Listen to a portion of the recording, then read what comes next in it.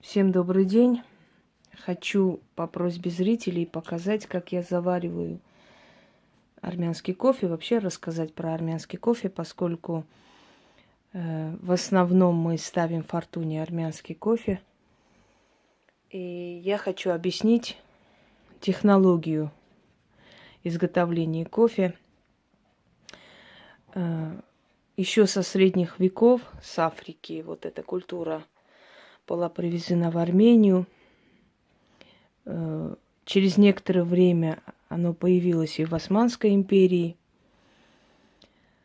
Вы знаете, дорогие друзья, на самом деле дешевый кофе очень опасен для здоровья, потому что там всякие примеси, и это может привести к скупорке сосудов головного мозга и к боли, к головной боли и прочее. И давление будет скакать туда-сюда. Если вы хотите, чтобы кофе было для вас безвредным, чтобы вы могли сколько угодно наслаждаться вкусом, ароматом кофе, то возьмите хороший кофе. Сейчас есть и хороший кофе. Это кофе из Бразилии, итальянское кофе, испанское, то есть в нормальной, обработке. Но поскольку в России не так легко и просто находить вот эти все марки, то вот вам мой совет. Армянский кофе «Рояль».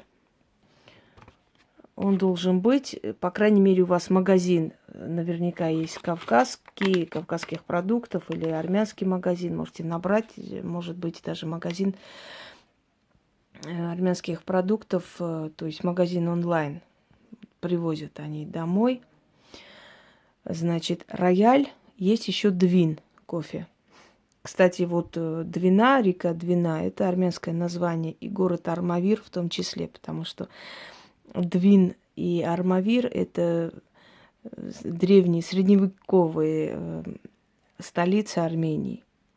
Когда в 15 году, да нет, эти названия еще раньше созданы, еще до 15 года, постоянно убежавшие, спасенные от резни части армян, переселялись в то или иное место, и это место называли в честь того района или города, откуда они убежали, выходцы, да, поэтому в Ереване, например, очень много такого типа названий, как Амасия, Киликия, Баязет. То есть это намек на то, что они выходцы оттуда. Вообще в Армении очень много подобных названий. Нор Баязет, Нор, что означает новый. Нор Амасия, новая Амасия и так далее. Ну, вы понимаете, что тоска по родине, тоска по родным местам – это очень мощная сила, и это очень тяжело просто так взять и забыть, откуда ты родом, да, где твои предки были.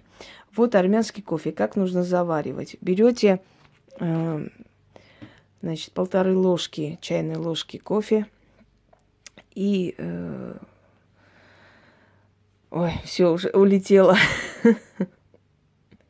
Чашка воды, холодной воды, не кипяченой. Наливайте, ставите на медленный огонь и ждете, пока поднимется. Как только поднимается пена, сейчас пена, она рассеялась, вообще она с пенкой получается. Как только пена поднимается, все, не даете кипеть, сразу отложите, и кофе готово. Я пью крепкий кофе, я пью без сахара кофе. Кто-то сахар добавляет. Добавляйте, но не сильно, потому что много сахара, он как бы, практически сводит на нет многие качества кофе.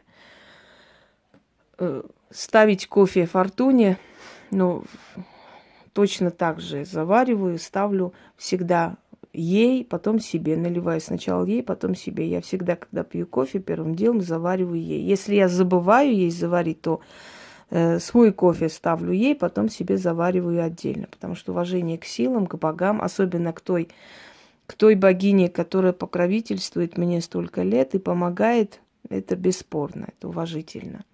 Вот таким образом заваривается армянский кофе. Армянский народ вообще очень любит кофе. Без кофе на жизни нету. Мы кофеманы.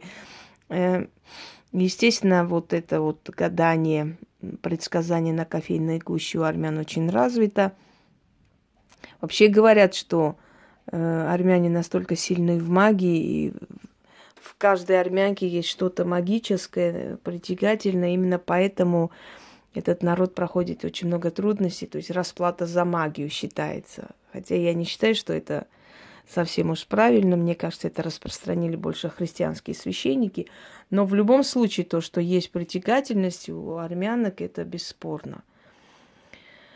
Вот, мы такой народ, и слава богам. А кофе армянский вот так заваривается, собственно, объяснила. И марки кофе, говорю, рояль или двин. Двин реже можно найти, рояль чаще. Там, где продается табак, благовония и прочее, там обязательно есть и армянский кофе. Есть еще турецкий кофе, там, по-моему, Бекташага как-то называется. Но он очень крепкий. Турецкий кофе, он немножко такой вонючий, если честно. Вот он настолько так идет запах, как сырости какой-то. Не знаю, он тоже крепкий, он тоже вкусный, да, вот такого типа. Но армянский кофе немножко другого типа, потому что армяне сушат, потом вот это вот, он очень тонко молотый и сохраняет, самое главное, ядро кофе, потому что вот этот кофеин, если удаляется, то смысла нет в кофе вообще. Кофеин должен сохраниться хотя бы 30%. Лучше перемолоть самим, потому что когда молотый кофе, он теряет 30% своего настоящего вкуса и силы. Но нет времени на это все дело. И так сойдет. Это тоже неплохо. И не то, что неплохо, очень даже хорошо. Покупайте хороший кофе, дорогой кофе. Дешевый кофе, он полон там всякой гадости.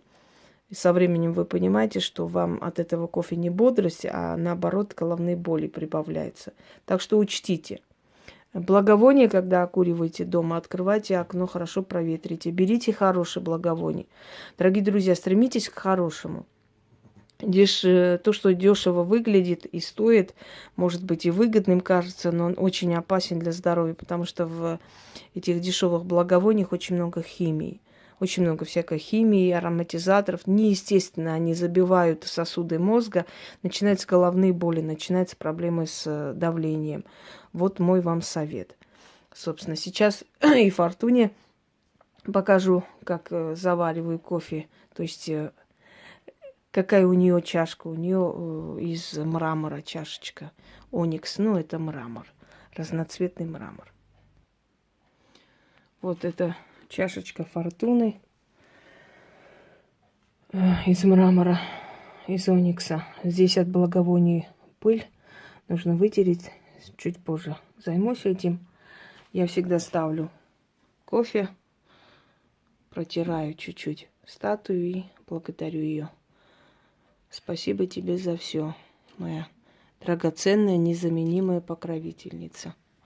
За все, что ты для меня делаешь. Вот, собственно говоря, так начинается наше утро, наш день и продолжается в течение дня. Всем удачи и всех благ.